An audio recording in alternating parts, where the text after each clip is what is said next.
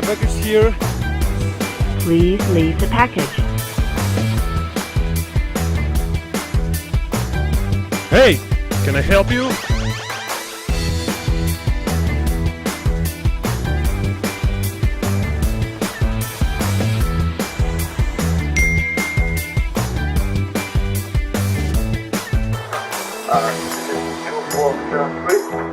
No, I think you're in the wrong place.